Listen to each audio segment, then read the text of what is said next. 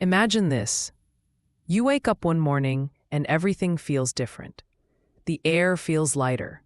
Your coffee tastes richer.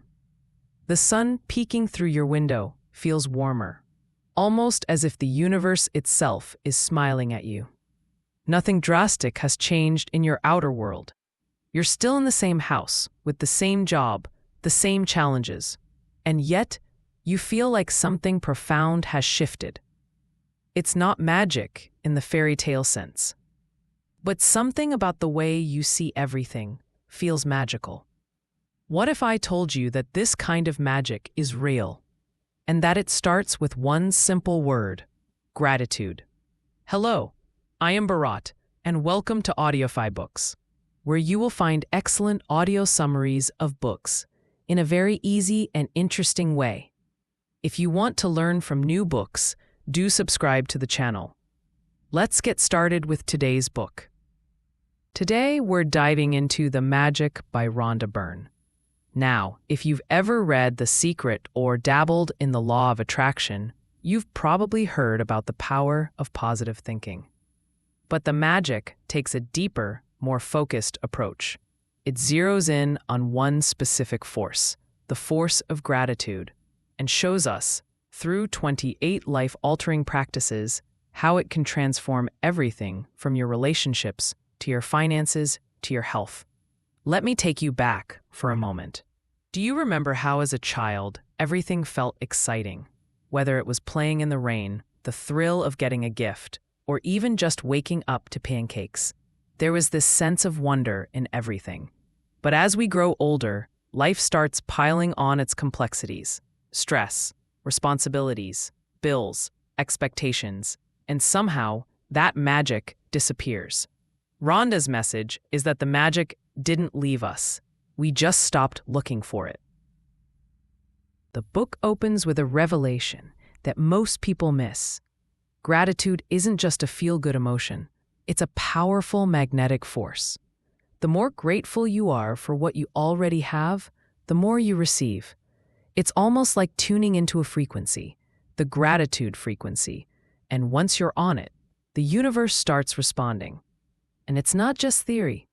Rhonda builds this idea through daily exercises. Imagine starting your day by writing down 10 things you're grateful for. But not just listing them, feeling the gratitude in your bones.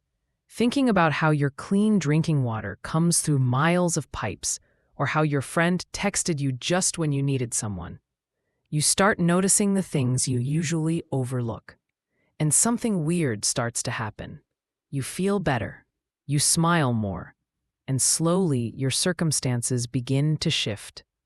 I tried this myself while reading the book. At first, it felt a little forced. I was listing things like my bed or my phone just to tick the boxes. But on day 3, something clicked. I wrote, "I'm grateful for the way my dog looks at me, like I'm his whole world." And I paused. It wasn't just a sentence anymore. It made me emotional. That's when I understood what Rhonda meant. Gratitude has to be felt, not just written. One of the most moving parts of the book is how it ties gratitude to healing. Rhonda talks about people who've experienced physical recovery, emotional breakthroughs, and even financial windfalls, just by practicing gratitude consistently. There's a story of a man who lost his job and couldn't find work for months.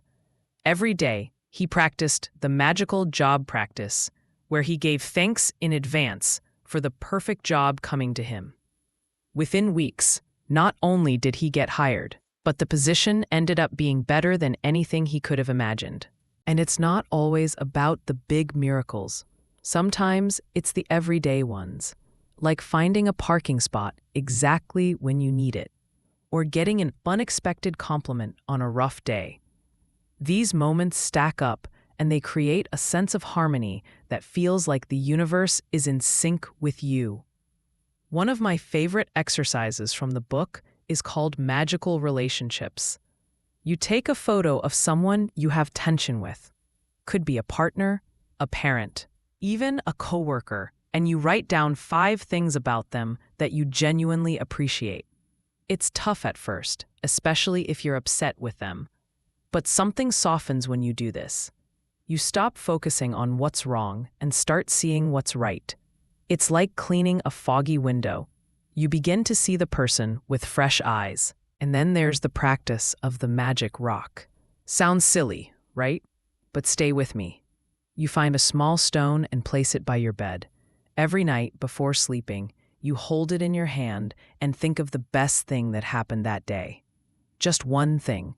It could be your child's laughter, a delicious meal, or even the fact that you made it through a tough day.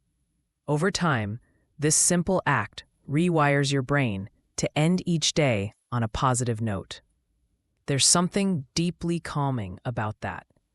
In a world where we're constantly bombarded with negativity, taking 5 seconds to feel thankful before bed is like a little act of rebellion.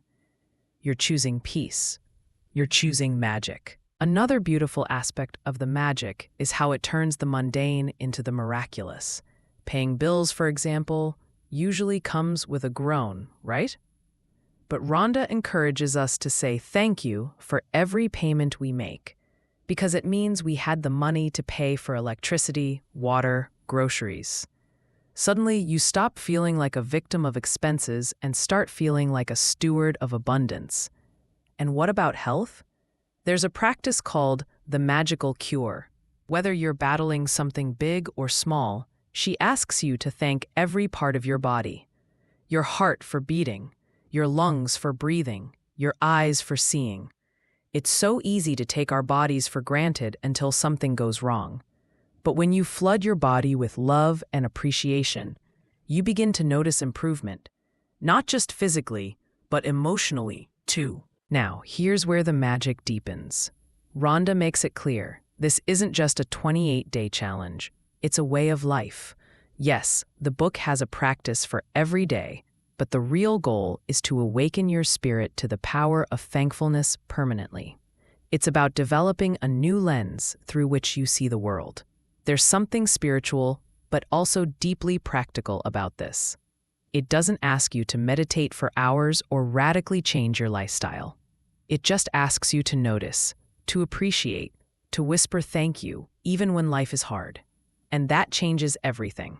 You see, gratitude doesn't deny life's difficulties. It doesn't pretend bad things don't happen. It just gives you a tool to handle them with grace. When you're grateful, even for the lessons wrapped in pain, you reclaim your power. You stop being reactive and start becoming intentional. And that's where real magic lies. By the end of the magic, I found myself slowing down more, saying thank you more, smiling at the little things. And while my life didn't suddenly turn into a fairy tale, something undeniably shifted. Things started aligning. Ideas came easier. Conversations became warmer. And most importantly, I felt lighter, more connected to myself and to life.